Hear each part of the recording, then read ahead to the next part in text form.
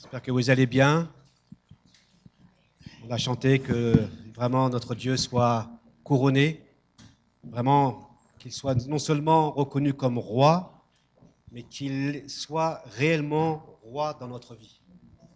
Un roi, c'est celui qui règne, c'est celui qui a les clés de notre vie. C'est ce que nous désirons ensemble. J'aimerais, avant de poursuivre, demander à une personne de prier pour moi. Et pour nous, bien sûr. Donc vas-y. Seigneur, merci pour ces grâces que tu dispenses sur chacun d'entre nous. Et qu'il est merveilleux de savoir que tu nous connais de façon tellement intime, individuelle, que tu n'es pas uniquement le Dieu des adultes, mais tu es celui des enfants, des jeunes. Et nous sommes tellement reconnaissants de savoir que cet amour est unique et qu'il connaît aussi nos limites. C'est pourquoi nous voulons nous présenter devant toi et te présenter en particulier ton serviteur qui va nous apporter ton message, Seigneur. Tu connais les luttes, tu connais les craintes, tu connais en effet les batailles qui nous dépassent aussi, qui le dépassent. Et c'est pourquoi nous voulons te demander ton onction particulière sur lui. Que rien ne l'empêche de parler ouvertement, que l'adversaire soit lié en cet instant. Et que ta parole en effet touche un cœur, Seigneur. Tu es celui qui parle aujourd'hui encore et c'est merveilleux de voir combien tu es présent dans la vie de chacun. Alors Seigneur, saisis-toi de Jamel et permet qu'en effet les mots qu'il nous apporte viennent de toi, qu'il ne soit que ce canal bien humble et utile parce que tu veux l'utiliser. Par ton esprit, nous voulons te l'apporter, te le présenter et nous présenter par la contemplation. Amen. Amen. Tellement important de prier pour que chaque dimanche, le Seigneur nous permette d'être dans les meilleures dispositions possibles. Pourquoi? Parce qu'il y a tellement de distractions dans nos esprits, hein, ça fuse. Je ne sais pas comment votre cerveau est connecté, si vous êtes en ADSL ou si vous êtes en fibre, mais parfois ça va tellement vite que qu'est-ce qu'il a dit, qu'est-ce qu'ils ont dit, ça part, ça vient chez vous, ça atterrit, ça décolle. Il y a plein de pensées qui sont là. Et ces pensées, il faut vraiment qu'on puisse dire, Seigneur, je veux vraiment que tu me mettes la paix parce que je veux t'écouter. Et il y a tellement de voix autour de moi qui captent, qui m'attirent également. Et si nous sommes là, ce matin, c'est parce qu'on veut aussi capter la voix du Seigneur. Et nous sommes au bon endroit. Je ne sais pas chez vous, mais chez nous, avec notre portable, on est obligé de sortir un peu pour voyer un peu. Je ne sais pas si tu te reconnais, chercher un peu la bonne connexion. Parce qu'il n'y a pas de réseau. Il n'y a pas de réseau. Mais quand on est là, dans la présence du Seigneur, on sait que ce réseau est possible, que cette connexion est possible, parce qu'un seul l'a rendu possible. C'est Jésus-Christ, qui a ouvert un chemin pour que nous puissions accéder au Père, être réconciliés avec Dieu. Je vous invite à continuer cette réflexion qu'on a sur comment devenir une église rayonnante. Et on aborde encore une fois une parole de Jésus concernant des églises dans le livre de l'Apocalypse. Et quelque part, ce qui compte, ce n'est pas ce que je pense de l'église, mais ce que Jésus pense de l'église. Et on a vu différentes facettes, donc je t'invite à lire avec moi dans l'Apocalypse, livre de l'Apocalypse au chapitre 2, à partir du verset 12, on verra donc ensemble l'église de Pergame, l'église qui est à Pergame.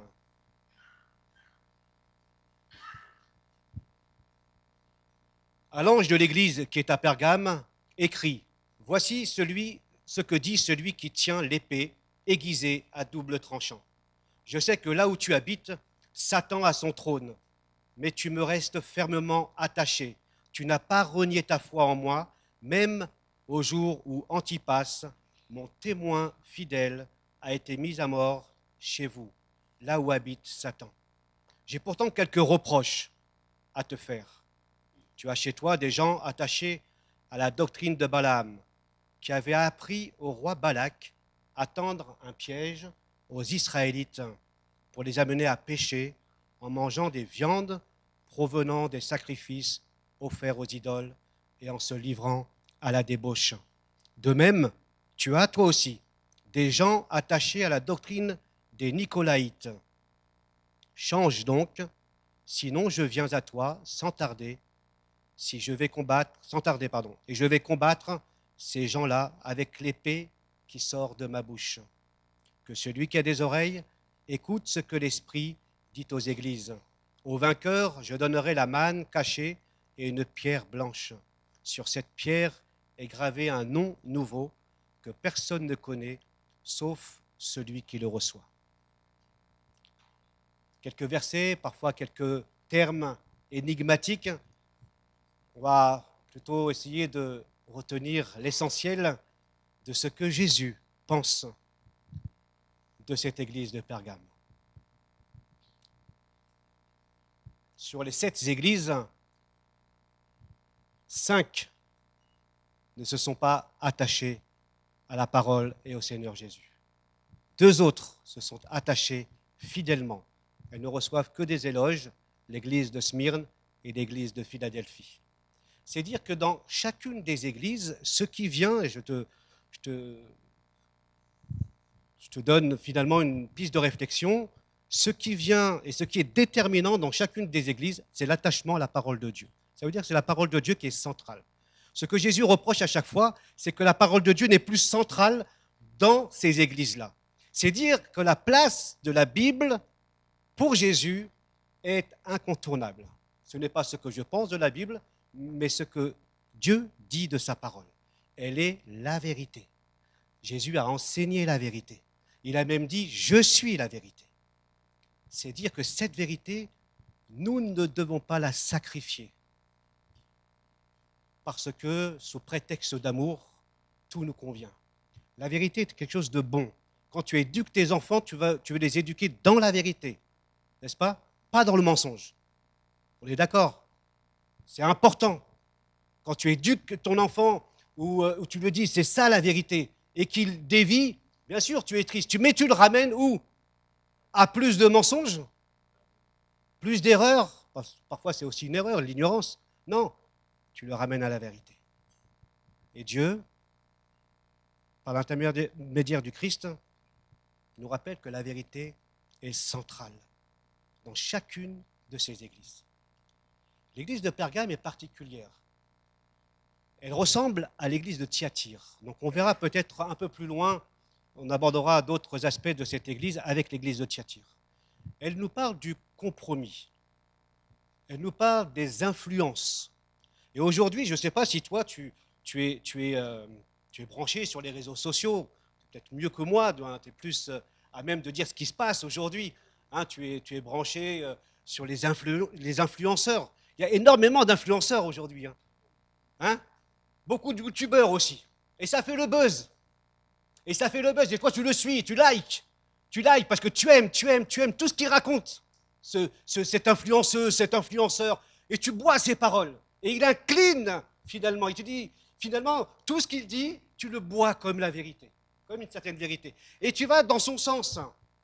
Moi, je trouvais que ce nom était bien choisi. Ce sont des vrais influenceurs. La question que je te pose ce matin, je me suis posé, quels sont les influenceurs dans ta vie? Quelles sont les influences, dit autrement, qui exercent des pressions telles que tu vas suivre ces influences et tu vas t'éloigner de Dieu? Alors, il peut s'agir des influences légitimes, de bonnes influences, puis il y a d'autres influences moins bonnes. En tous les cas, on verra ensemble que, quelles que soient les influences, elles paraissent bonnes. Elles paraissent m'apporter quelque chose de bon, d'excitant, d'attirant, quelque chose qui va changer ma vie. En réalité, l'église de Pergame s'est laissée prendre au piège par ces influenceurs, ce genre de youtubeurs qu'on a et qui vous disent quoi penser, comment vivre. Et c'est là le défi que rencontrent les chrétiens de l'église de Pergame. Parce qu'il y avait 2 influenceurs. Il y avait le Christ qui influençait et il y avait d'autres influenceurs. On va voir de quoi il s'agit. Mais avant d'aller plus loin, d'aborder ces sujets-là, Jésus se présente comme celui qui tient l'épée aiguisée à double tranchant. Verset 12. Et au verset 16, c'est l'épée qui sort de la bouche du Christ. On verra 6 choses dans l'église de Pergame. Voici ce que dit celui qui tient l'épée aiguisée à double tranchant. Pourquoi se présente-t-il comme ça? Qu'est-ce que ça veut dire que de tenir l'épée à double tranchant? Qu'est-ce que cela veut dire que d'avoir l'épée qui sort de la bouche au verset 16? On voit aussi cette expression au chapitre 1 également. On parle à l'époque, finalement, du jus gladis, c'est-à-dire le droit du glaive, accordé par l'empereur aux gouverneurs, aux proconsuls de certaines provinces. Et ils avaient donc le droit du glaive, ils avaient donc le droit de vie ou de mort. Tout le monde a regardé un jour Astérix et Obélix, d'accord? Hein? À mort? À vie. T'as retenu? Eh bien, c'est de ça qu'il s'agit finalement, parce qu'à Pergame, le pouvoir politique et religieux pouvait mettre à mort qui refusait de rendre un culte à l'empereur. On l'a lu ensemble, Antipas, mon témoin fidèle, en a fait les frais. Il avait refusé de s'agenouiller, de rendre un culte, de faire allégeance. Allégeance, c'est suivre l'empereur. Et si bien qu'il est mort à cause de sa foi. Donc il y avait dans cette église et dans cette ville 2 allégeances possibles pour le chrétien, 2 autorités, l'autorité de l'empereur, du gouverneur, et l'autorité du Seigneur Jésus. Soit l'on s'attachait à l'empereur, au gouverneur, soit on décidait de s'attacher à Jésus-Christ. Alors ce n'est pas simple à cette époque de rester fidèle à Jésus-Christ quand les autorités mettent une pression sur vous, une pression politique, une pression économique. Quand chrétien, eh bien, vous risquez de perdre votre vie. Quand chrétien, vous risquez de perdre votre travail. Quand chrétien, vous risquez de perdre vos amis autour de vous parce que tout simplement, vous êtes devenu chrétien. Alors la Bible dit de manière générale que le chrétien est appelé à se soumettre et à respecter l'autorité que Dieu a mis en place. On trouve cela dans Romains chapitre 13. Toute autorité a été instituée par Dieu. Et il arrive, par contre, et c'était le cas de ces chrétiens, et encore aujourd'hui, dans certaines parties du monde, que des gouvernements en place s'opposent à la foi chrétienne, s'opposent ainsi à tout ce qui touche à Dieu, aux chrétiens, et mettent des lois contre ces chrétiens. Alors les apôtres, dès les actes des apôtres, dans le livre des actes des apôtres, on leur demande aux apôtres de ne pas parler de Jésus. Et ces apôtres répondent tout simplement aux responsables religieux, voyez vous-même, faut-il obéir aux hommes plutôt qu'à Dieu? Donc, quand ce que nous demandent les gouvernements vont à l'encontre de ce que dit la parole de Dieu, je ne dis pas simplement il faut obéir à Dieu. Je dis que nous devons faire un choix. À qui nous appartenons? Qui nous voulons suivre?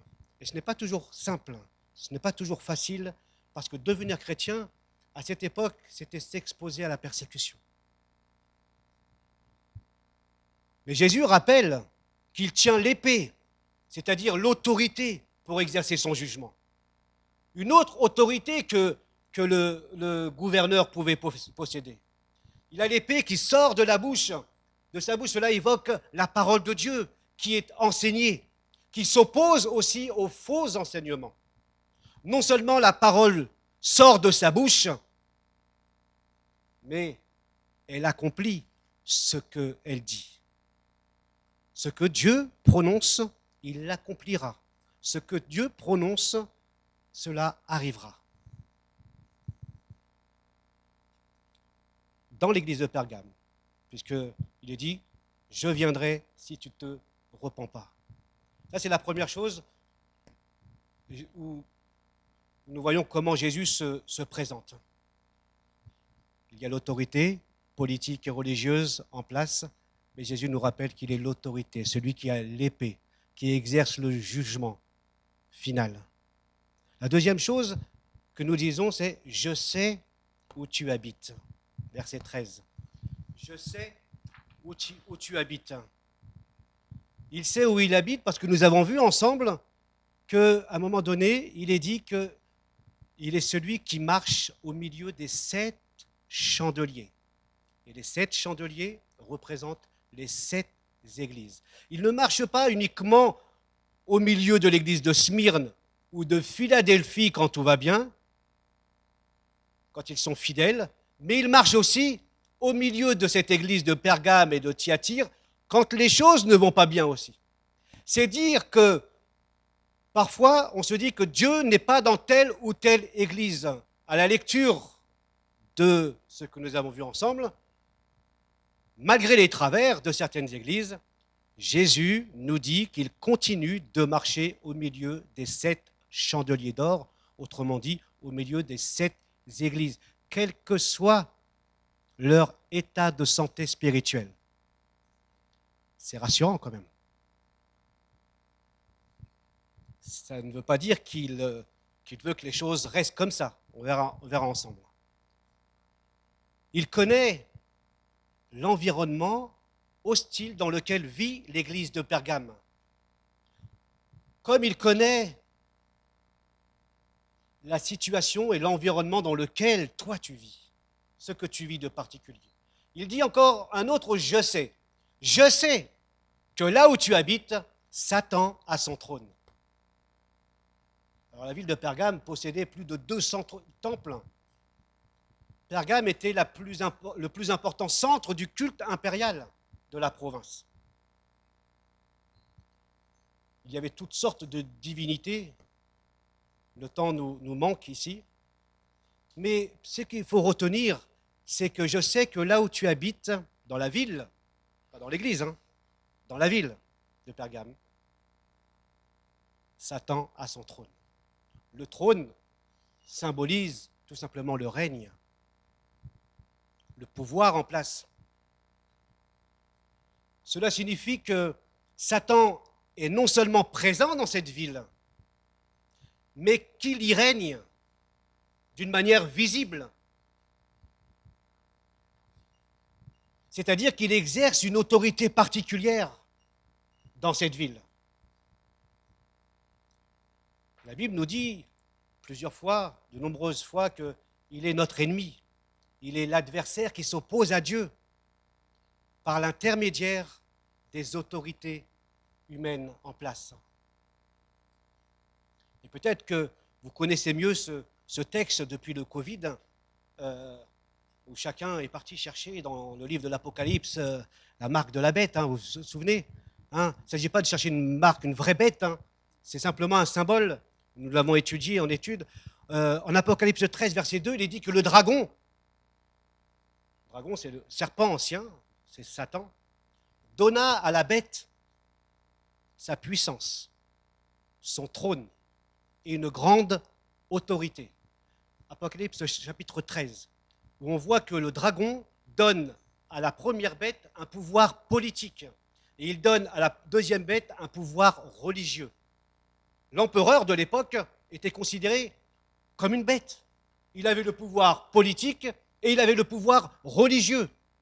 C'est que maintenant, avec la loi de 1905, on a fait la séparation de l'Église et de l'État. Mais jusqu'à pas si loin que ça, eh bien, l'État avait un pouvoir religieux et un pouvoir politique. Tout était très lié. Donc ne soyons pas étonnés que derrière certains gouvernements totalitaires, eh bien, il y a peut-être le diable qui s'y trouve dans les coulisses parce qu'il s'oppose à Dieu. Chaque fois qu'un gouvernement opprime le peuple de Dieu, le diable est là parce qu'il a son trône. Il est dans les coulisses. Il est le père du mensonge, nous dit la Bible. Il est le diviseur. Il est l'accusateur. Il est le séducteur. Il est le prince de ce monde. C'est pourquoi l'apôtre Pierre, conscient de cela, dira aux chrétiens de son époque, ne soyez pas surpris d'être dans la fournaise. Ne soyez pas surpris. C'est normal. Il leur dira, soyez vigilants. Votre adversaire, le diable, rôde autour de vous comme un lion rugissant qui cherche quelqu'un à dévorer. Résistez-lui en demeurant ferme dans votre foi, car vous savez que vos frères et sœurs dispersés à travers le monde connaissent les mêmes souffrances. Il est comme un lion rugissant, mais il agit au travers de l'autorité en place, puisque les frères dans le monde traversent les souffrances. Ils souffrent indirectement par Satan. Mais ceux qui leur font du mal, ce sont l'autorité en place, qui les jette en prison, qui les jette dans l'arène, qui les persécute et qui les met à mort. C'est véritablement des hommes qui mettent à mort des hommes et des femmes parce qu'ils croient tout simplement en Christ. Mais derrière, il y a celui qui tire parfois les ficelles, les petites ficelles. Parce que au-dessus de lui, quand on lit le livre de l'Apocalypse, il y a un refrain qui vient au sujet du dragon. Il lui fut donné. Il lui fut donné. Et il lui fut donné. Ça montre qu'il est limité dans son action, qu'il ne peut faire que ce que Dieu lui permet de faire. Il lui fut donné. Il y a des limites, parce que le grand, celui qui orchestre l'histoire de l'humanité, c'est Dieu. C'est lui le créateur. C'est lui qui est au-dessus du diable. Ils ne sont pas au même niveau, mais il est au-dessus de tout. Mais il est important que, sachant cela, les chrétiens de l'époque devaient résister aux attaques. Comme nous devons aussi résister parce qu'ils cherchent quelqu'un à dévorer. Et je suis convaincu qu'il t'a déjà eu, ce lion dévorant. Non ?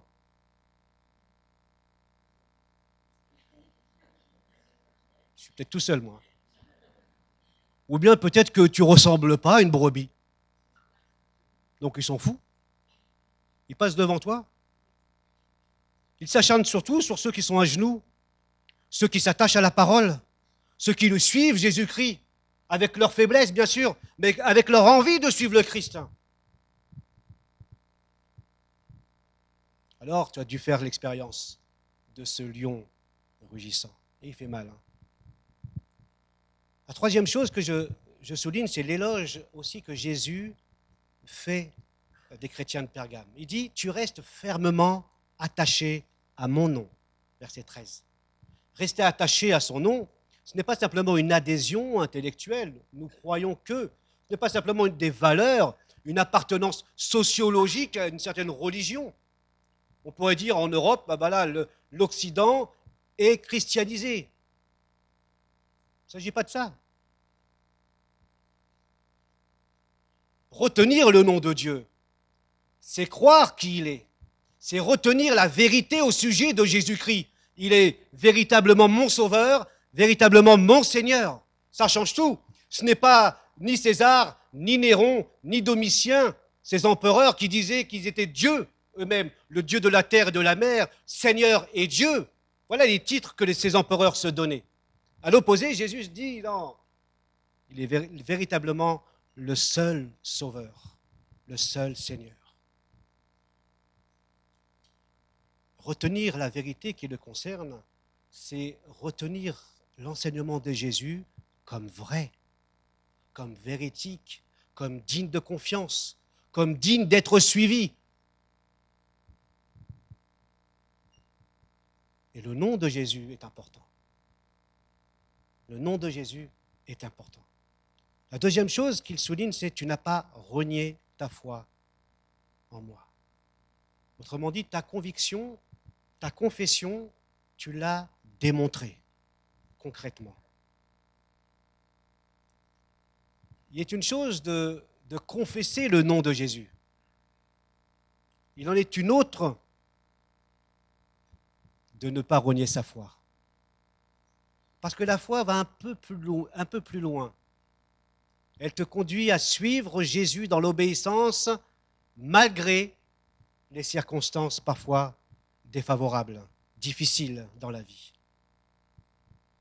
La foi, Ta foi révèle véritablement quelle est la priorité que tu donnes dans ton cœur au Seigneur. Est-ce que le Christ est véritablement Seigneur dans ta vie? Dire que Jésus est Seigneur de ma vie, c'est dire qu'il prend les rênes de ma vie. Il prend le volant de ma voiture. Il prend tout au contrôle dans ma vie. Il gouverne mes décisions, mes orientations, mes choix, mon comportement, mes attitudes. Bon, j'arrête. Ah ouais. Mais Seigneur, je suis loin de là. Hein, t'es pas loin de ça? Mais tu as chanté tout à l'heure, sois le centre. Alors, moi, parfois, je me rassure, je me dis, bah, c'est une prière qui aspire à sois le centre, parce que véritablement, tu n'es pas toujours le centre dans ma vie. Il y a des moments, tu n'es pas là, quoi. C'est pas parce que tu n'es pas là, c'est parce que moi, je ne veux pas que tu sois là dans ma vie. Parce que, tu sais, mon désir, ma volonté, que j'aime plus que toi, peut-être. Mais je t'aime quand même. Tu n'as pas renié ta foi. Et la foi, donc, implique de suivre fidèlement le Seigneur Jésus. Suivre Jésus, ce n'est pas le suivre quand tout va bien. Alors c'est bien ça déjà.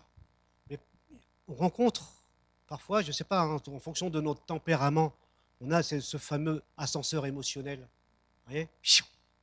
Tu peux être au plafond avec le Christ, et puis demain, je ne sais pas, je cherche, mais tu es en dessous, quoi. Qu'est-ce qui s'est passé? Et quand tu es comme ça, tu as l'habitude d'être un ascenseur émotionnel, au moins tu sais comment tu réagis. Donc ne te fais pas confiance tout le temps. Suivre le Christ, hein, c'est le suivre comme Antipas. Jésus dit de lui qu'il est le témoin fidèle, un titre que Jésus s'approprie lui-même. Il est le témoin fidèle, le Christ. Mais à ce moment-là, il dit d'Antipas que lui, il est mon témoin fidèle également. Ce n'est pas quand tout va bien, mais quand un Covid passe, eh bien, je peux être un peu chamboulé, je peux avoir peur, mais je reste attaché au Seigneur. Quand j'ai peur de la guerre, plus loin, là, qui est à notre porte, et c'est normal qu'il y ait des craintes, mais qu'est-ce que je fais? Est-ce que je viens m'attacher davantage au Seigneur? Parce que c'est lui qui est ma raison d'être. Parce que c'est lui qui me rappelle que sans lui, je ne peux rien faire. De toute façon, ma vie, elle a démarré un jour. À partir du moment où je suis né, je vais mourir. Quand? J'en sais rien, mais je vais mourir. Ma vie ici-bas n'est que passagère. Je ne dis pas qu'il ne faut pas en prendre soin, je dois en prendre soin. Mais je ne dois pas vivre ici comme si tout était ici. Jésus a vaincu la mort, il nous a dit qu'il y a une vie, il nous prépare une place et on sera avec lui. Il nous faut investir dans l'éternité avec le Christ. Donc suivre le Seigneur Jésus,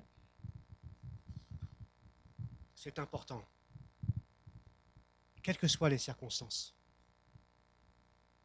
Parfois, on a reproché à Pierre parfois quand on fait un tableau de Pierre qui a renié Jésus, qui va au feu, devant le feu avec les autres, et on lui dit « N'es-tu pas des Galiléens ?» Non, non, non, je ne suis pas avec lui, moi. Donc, et puis on charge Pierre de choses qui... voilà, tu vois, Pierre, il a renié Jésus, et en plus, il n'a pas avoué qu'il appartenait à Christ, alors qu'il était à côté. On peut le voir comme ça, et je suis d'accord avec cette vue. Mais on peut voir aussi que il est quand même le seul à avoir été le plus loin avec Jésus, jusqu'au coin du feu avec les autres. Les autres avaient tout le monde avait abandonné. Il est quand même celui qui a été un peu plus loin, même s'il a dit, je ne le connais pas celui-là. Il aurait pu partir avec les autres, mais il a quand même suivi Jésus. Et je me dis, est-ce que parfois on ne ressemble pas? On suit le Seigneur jusqu'à un certain point, et puis ensuite, on n'est pas capable d'assumer nos convictions, et on le renie. Et Pierre nous a beaucoup aidés. Pierre nous a beaucoup aidés dans nos petits reniements, dans nos grands reniements. Nous rappeler que oui, il y a des petits reniements, il y a des grands reniements aussi. Notre foi n'est pas fondée sur nos sentiments, sur nos émotions, sur les circonstances, Notre foi est fondée sur le Christ et sur sa parole, sur ce que Dieu dit, pas sur ce que je ressens. La quatrième chose que je souligne, c'est au verset 14, Jésus dit « J'ai pourtant quelques reproches à te faire ». Ou bien, notre traduction, la NBS, « J'ai contre toi certains griefs ». C'est important ça. Et en même temps, c'est gênant. C'est gênant parce que je ne sais pas comment toi tu réagis quand on te fait un reproche. Comme on dit, parfois ça pique un peu. Pourquoi il me dit ça? Pourquoi il me dit ça? Comment tu réagis quand on te fait un reproche? Oh bah, tu es trop susceptible, tu es trop colérique, tu es trop ceci, tu es trop cela. Finalement, on appuie sur quelque chose qui te caractérise. C'est ce que tu es parfois.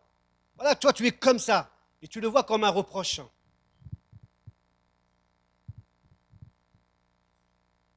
Un reproche, ça renvoie souvent à ce qui est négatif. Hein? Mais ce qui est négatif est peut-être vrai aussi. Et ce qui est négatif est peut-être profitable. Ce qui fait mal, au début, peut être un bien après. Un peu quand vous allez chez le dentiste, vous allez avoir mal. Si vous êtes comme moi, vous êtes crispé de tout votre corps, mais pour un bien.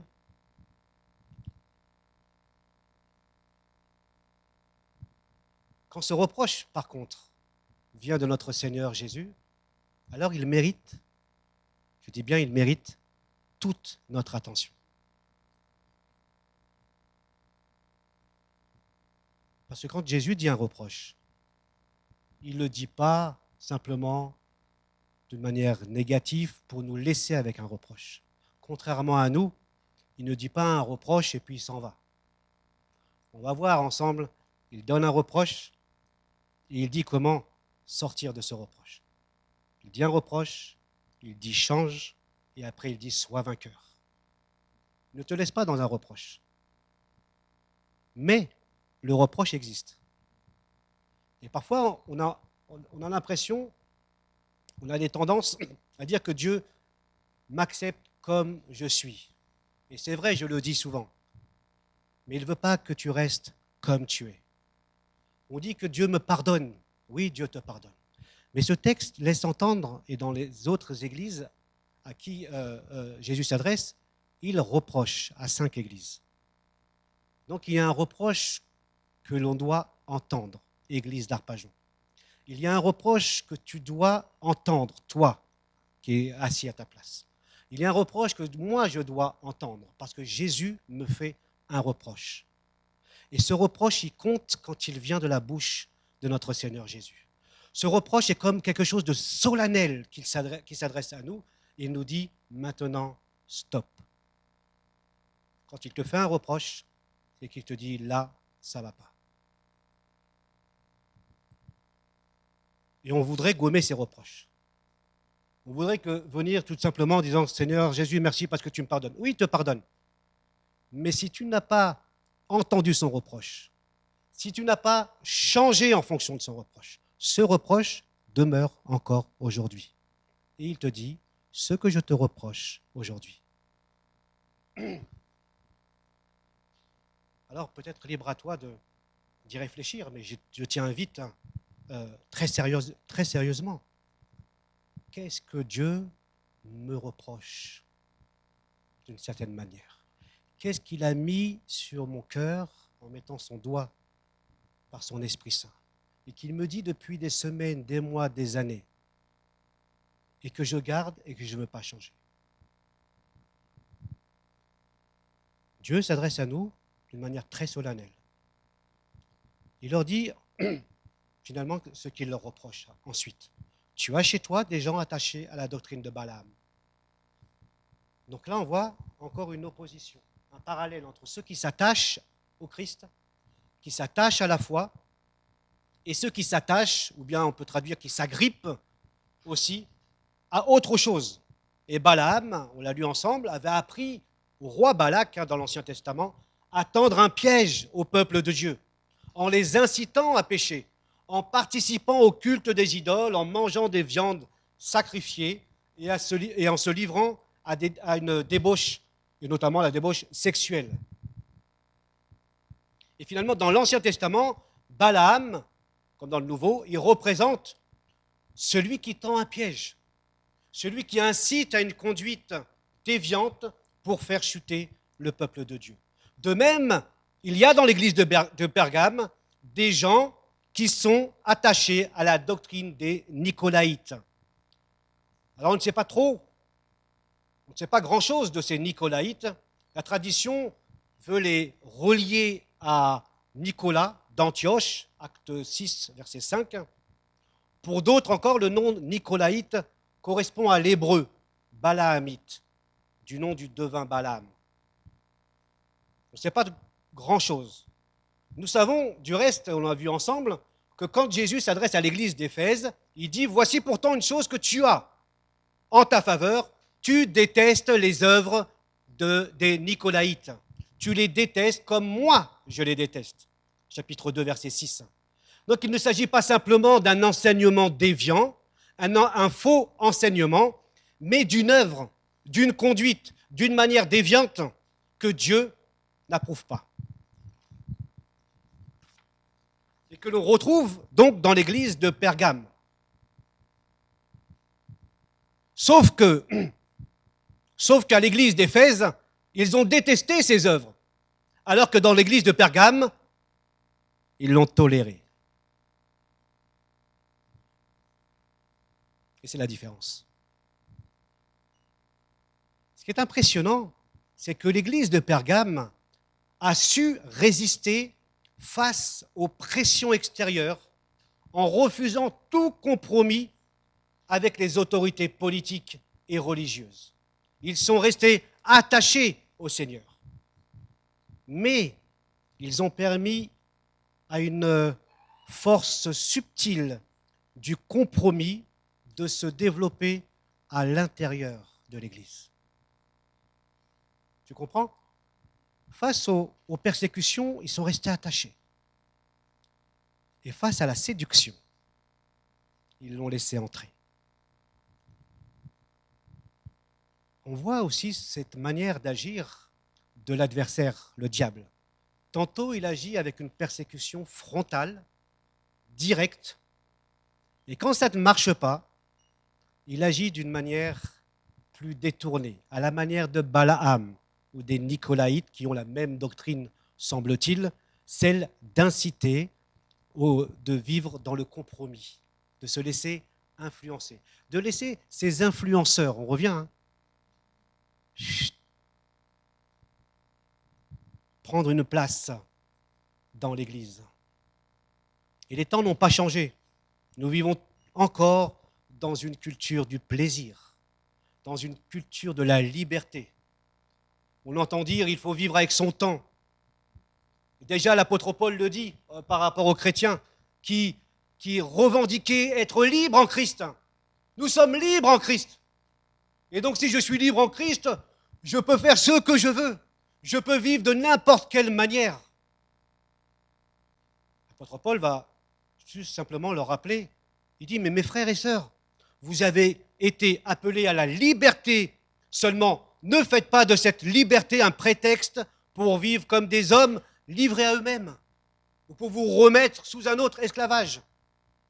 Et certains, en effet, se croyaient tellement libres qu'ils pouvaient se permettre d'une manière de vivre, de se conduire, qui n'honorait pas le Seigneur. Être chrétien, c'est parfois vivre à contre-courant de ce monde. Et nous sommes tous soumis à des influences. Nous avons tous été soumis à des influences dans notre vie. Les influences ne sont pas toujours une mauvaise chose. On a des influences positives, mais aussi des influences négatives.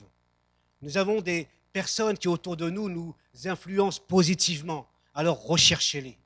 Ces gens-là, elles sont précieuses. Les gens qui vous influencent pour dire que vous valez beaucoup, que vous êtes quelqu'un qui est vraiment précieux aux yeux de Dieu. Des gens qui vous relèvent, non pas des gens qui vous condamnent.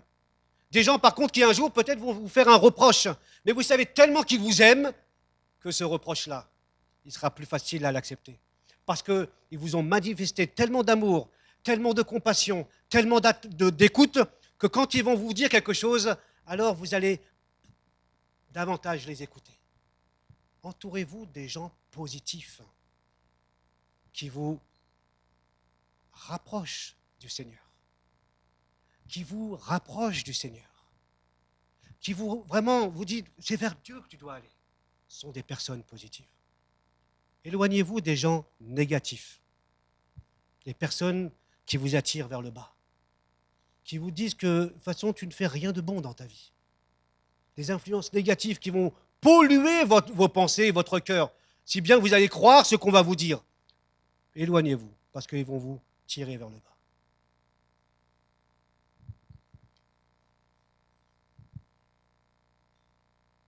Nous savons qu'il existe toutes sortes d'influences. Alors les autres, mais aussi l'influenceur le plus terrible, hormis le diable et les autres, c'est nous. Parce que le mal, dit la Bible, est en nous. Et nous nous laissons influencer par les désirs de notre cœur. Et les désirs de notre cœur, naturellement, ne vont pas dans la direction du Seigneur.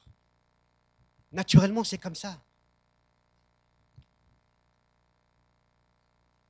Et en même temps, nous désirons que le Christ soit celui qui influence notre vie dans tous les domaines. Dans tous les domaines. Ça, c'est notre prière. Alors, il faut se mettre dans des meilleures conditions.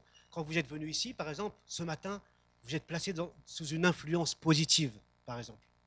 Parce que vous avez entendu les prières, vous avez entendu la parole de Dieu, vous avez entendu et chanté, vous avez rencontré des belles personnes ici. Amen. Belle personne, quelqu'un s'est levé. Moi. Amen. La cinquième chose, je suis obligé d'accélérer, Jésus dit « change donc ».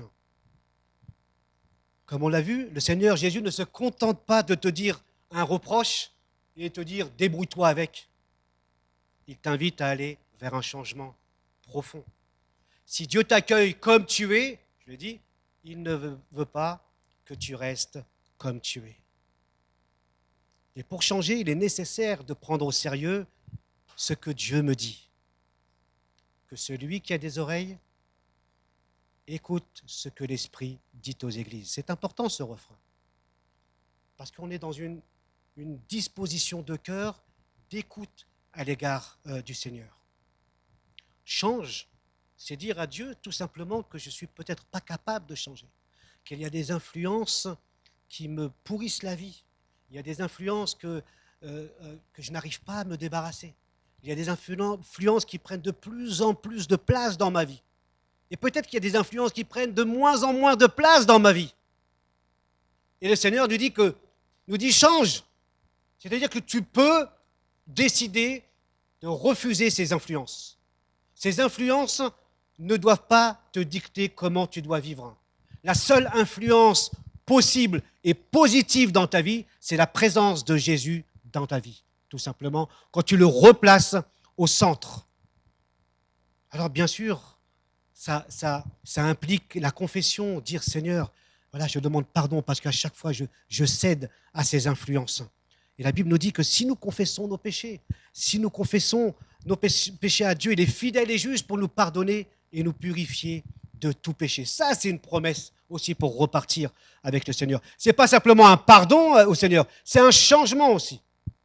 Le pardon est suivi d'un changement. Mais s'il n'y a pas de changement, Jésus dit, sinon je viendrai à toi sans tarder et je combattrai ces gens-là avec l'épée qui sort de ma bouche. Donc, Dieu rappelle ici qu'il y a une patience qui ne nous prend pas par surprise, ni au dépourvu. Il nous dit, je viendrai. Dieu vient à nous,